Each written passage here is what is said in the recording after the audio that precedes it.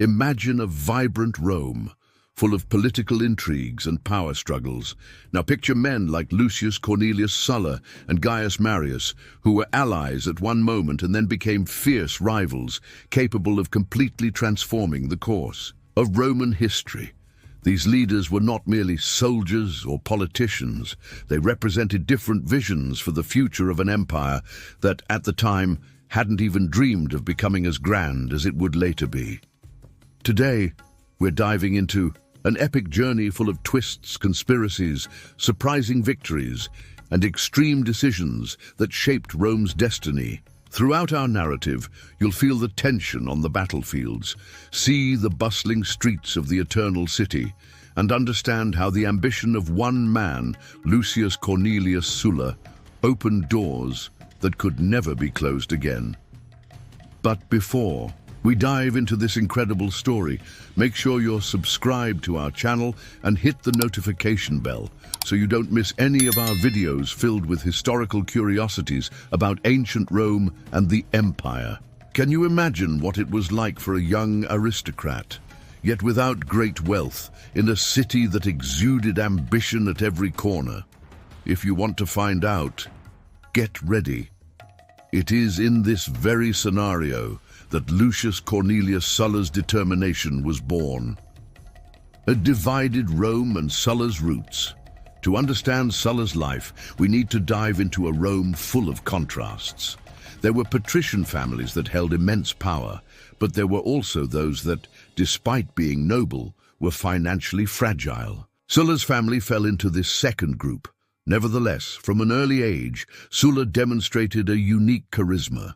He moved between the aristocracy and the common people, getting to know the humblest realities up close. This was something quite uncommon for the Roman elite, which preferred to keep its distance from the popular classes. This exposure to different social layers shaped him. Sulla learned to skillfully interact with all kinds of people, from senators to plebeians, and to thrive in such a competitive Rome, this ability would prove essential. Meanwhile, political tension was boiling. Aristocrats, known as optimates, and defenders of the people, the populares, divided the Senate and the streets. Sulla grew up watching this power play, which influenced him to pursue a public and military career that could take him to the top. Are you wondering how a young man with few resources could achieve fame in Great Rome? The answer came from the battlefield, and in the heat of combat, Sulla's destiny began to take shape. The first conquests and military legitimacy. From an early age, Sulla saw the army as his chance to prove himself. He enlisted in the Roman ranks to gain recognition and prestige. What he didn't imagine was that, alongside his future rival Gaius Marius, he would find the perfect opportunity to shine. The campaign in Numidia in North Africa against King Jugurtha was fundamental. Jugurtha was a cunning warrior with deep knowledge of the desert region, yet despite the initial difficulties, Rome had talented generals. Marius stood out as an unrelenting commander, and Sulla, then a young officer, proved his worth by capturing Jugurtha in a daring act of negotiation. This victory made Sulla feel invincible. After all, helping capture an enemy king filled both the people's and the Senate's eyes with admiration. He gained immediate recognition, which in turn sparked envy in those who craved glory. The experience in Numidia also broadened Sulla's horizons. He observed how an army operated far from Roman civilization, dealt with supply shortages, and learned that sometimes victory depended more on intelligence and negotiation than on brute force. Yet, where there are great victories, there is also envy and competition. How could two brilliant minds coexist in the same Rome, competing for fame and power? Rivalry with Gaius Marius. From alliance to confrontation, Gaius Marius, a veteran of the legions, saw in Sulla a threat to his prestige. Marius wasn't of patrician origin. He had risen through military merit himself. Seeing Sulla gain fame for his Numidian achievement made Marius resentful. Initially, their relationship was one of mutual admiration. Marius recognized Sulla's talent, and Sulla looked up to Marius as a model of determination. But gradually, wounded pride turned that admiration into tension, as both sought the supreme recognition of the Senate and the people. In the Senate, the dispute between the Optimates, Sulla's faction, and the Populars, Marius's faction, intensified the rivalry. Each sought to legitimize their actions before the Romans, claiming that their decisions were best for the city. The division grew so strong that Roman politics became almost like a stage for a disguised civil war, just waiting for a spark to explode. And that spark would soon come when Sulla felt that his rights and power were threatened by having an important military campaign revoked in favor of Marius. What if I told you that Rome, once unshakable, was subjugated by the troops of a Roman general? Get ready to discover how Sulla dared to break one of the greatest taboos in Roman history. When the Eternal City is attacked, the first march on Rome. In 88 BC, Sulla was chosen to lead a campaign against Mithridates VI, king of Pontus, who represented a huge threat to Roman dominance in the east. This military command was synonymous with power and prestige. However, driven by rivalry, Marius maneuvered politically to snatch the command from Sulla and assume the position himself. Outraged, Sulla did the unthinkable. He turned his legions against Rome itself. Sulla's soldiers were fiercely loyal to their general. They had fought together in Numidia and knew that with Sulla they could earn great rewards. So they marched without hesitation toward the walls of the Eternal City, something no Roman general had ever attempted before. Rome plunged into panic.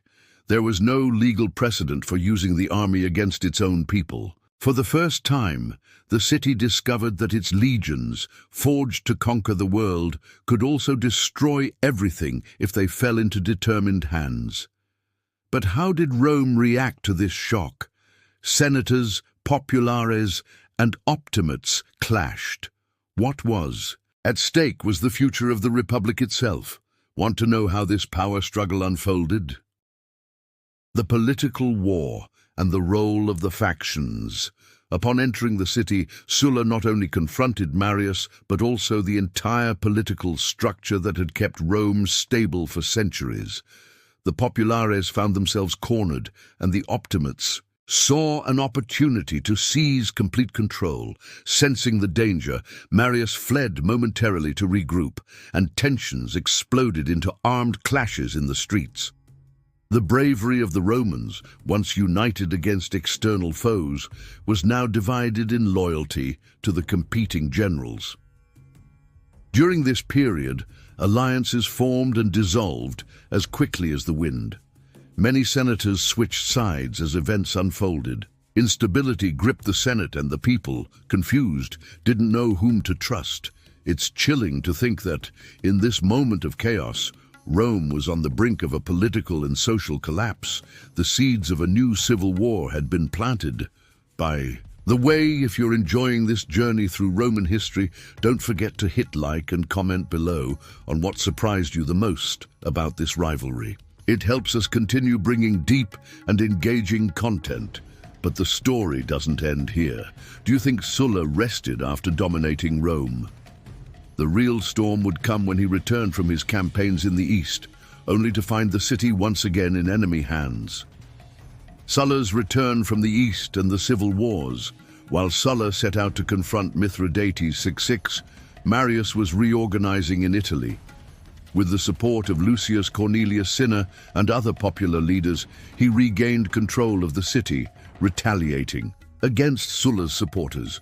Meanwhile, Sulla led his troops successfully in the east, defeating Mithridates in several battles and forcing the king of Pontus to retreat.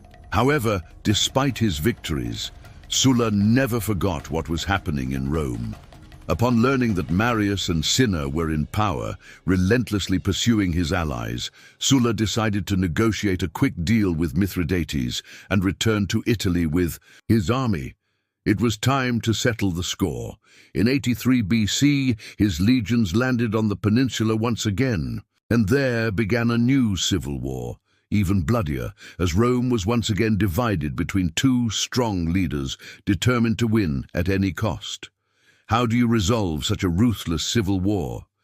Sulla's answer was to assume unprecedented power and impose drastic reforms, but just how far can one go when they wield unlimited authority? Consolidating power and the lifetime dictatorship, winning battles in various parts of Italy, Sulla advanced mercilessly. Marius's supporters, after his death, united under other popular leaders, but couldn't withstand the discipline and experience of Sulla's troops. When he finally entered Rome, Sulla punished his political enemies, establishing himself as the supreme leader. Then in 82 BC, he assumed a title never before held permanently, that of lifetime dictator. This meant absolute power. He could create laws, punish his foes, and reform the republic as he saw fit. Sulla believed he was the only one capable of correcting the flaws that, in his view, had plunged Rome into chaos. The announcement caused shock and fear.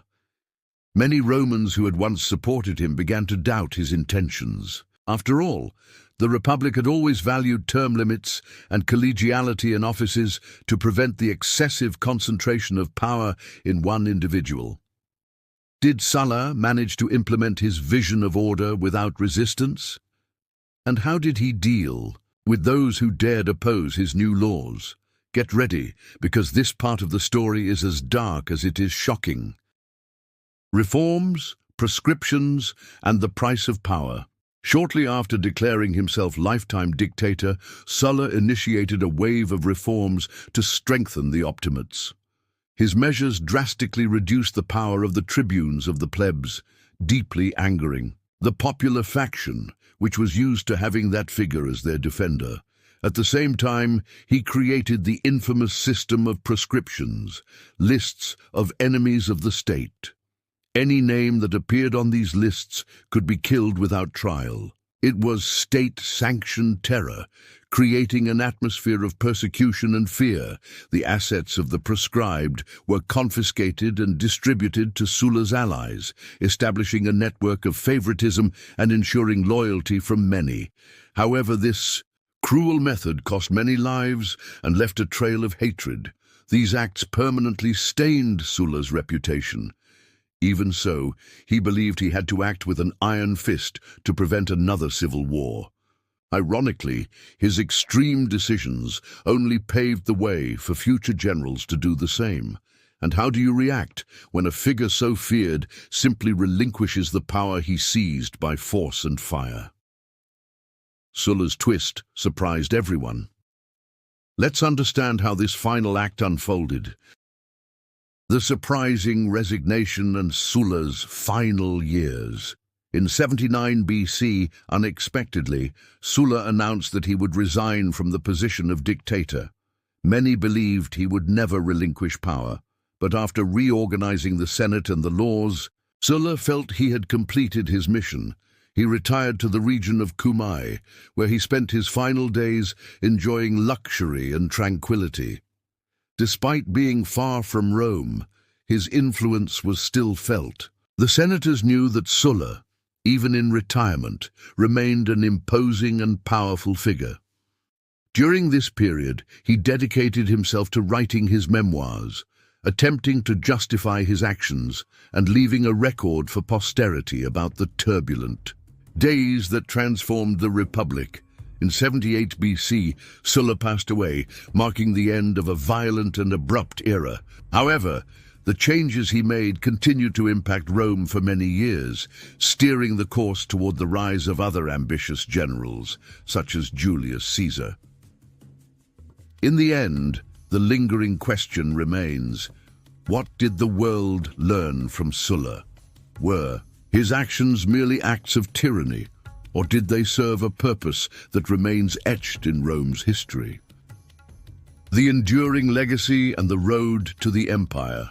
Sulla's legacy is complex. On one hand, he restored the supremacy of the Senate, but at the cost of the internal democracy that many Romans held dear. His proscriptions left a trail of injustice and fear. He proved that a general with a loyal army could overthrow Rome's republican traditions, inspiring future generations of commanders to attempt the same. Julius Caesar, for example, followed the paths Sulla had paved, both in politics and on the battlefield. On the other hand, his political reforms aimed to reduce instability and, to some extent, managed to maintain order for a time. However, what Sulla believed would be a course correction turned out to be only the first step toward the definitive end of the Republic. Rome, once free from personal ambitions, became the stage for increasingly deep autocratic disputes. The way was paved for the establishment of an imperial regime, where power would be increasingly concentrated in the hands of a single man. Sulla's story is not just about a dictator. It's about how circumstances can lead a republic to sacrifice its values in exchange for temporary stability. He believed he was acting for the good of Rome, but in his quest for control, he left behind a dangerous example for future leaders.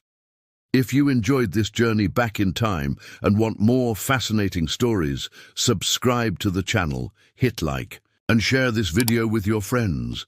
Your participation is essential for us to continue exploring the great events of ancient Rome and the Empire. Thank you very much for watching, and see you in the next video, where we will dive even deeper into the historical backstage that defined our world.